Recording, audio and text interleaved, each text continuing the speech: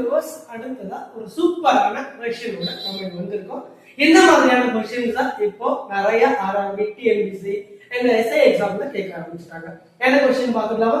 Square root of 3 உள்ள இன்னொரு square root of 3, again square root of 3, square root of 3 னு போயிட்டே இருக்கு. எது வரைக்கும் போயிட்டு கவுண்ட் பண்ணக்கூடிய அளவு தான் இருக்கு. போன வீடியோல பாத்தீங்க அப்படின்னு சொன்னா இந்த மாதிரி நம்பர்ஸ் இன்ஃபினிட்டி வரைக்கும் இருந்துச்சுன்னா என்ன ஆன்சர், அதே நம்பர் தான் ஆன்சரா வரும்.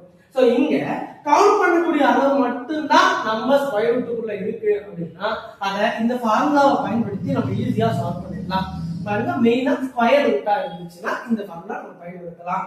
x whole power 2 power n - 1 divided by 2 power n. இங்க x ன்றது ரிப்பீட்டட் நம்பர் என்ன இருக்கோ அது, n ன்றது என்னன்னா நம்பர் ஆஃப் ரூட்ஸ் எத்தனை இருக்கோ அதை நம்ம போட போறோம். அவ்வளவுதான். சோ இப்போ இந்த ஃபார்முலா வச்சு நம்ம என்ன புரிஞ்சுக்கலாம்? x ஹோல் பவர்ல என்ன இருக்கு பாருங்க, 2 power n - 1 divided by 2 power n. அதாவது கீழ என்ன ஆன்சர் வருதோ அந்த ஆன்சரோட 1 மேல கம்மியா இருக்கு. அவ்வளவுதான். அப்ப ஈஸியா கண்டுபிடிச்சலாமா? x ஓட வேல்யூ என்ன இருப்பீங்க? 3. இப்ப 3 போட்டாச்சு.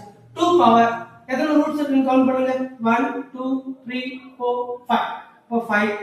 சோ 2 பவர் 5 ஓட வேல்யூஸ் நம்ம கண்டுபிடிச்சா ஆன்சர் முடிஞ்சிருச்சு. அப்ப மேல என்ன வரும்? 2 பவர் 5 minus 1. 2 பவர் 5 னா 2 வை 5 டைம்ஸ் மல்டிப்ளை பண்ணனும்.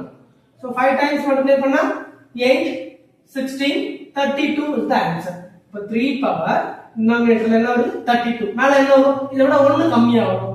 அப்ப ஆன்சர் 3 power 31 divided by 32. இப்போ உங்களுக்கான கேள்வி square root of 4 square root of 4 square root of 4. இதனுடைய ஆன்சரை கமெண்ட்ல போஸ்ட் பண்ணுங்க. இந்த வீடியோ பிடிச்சிருந்தா லைக் பண்ணுங்க, ஷேர் பண்ணுங்க, சப்ஸ்கிரைப் பண்ணுங்க. Thank you.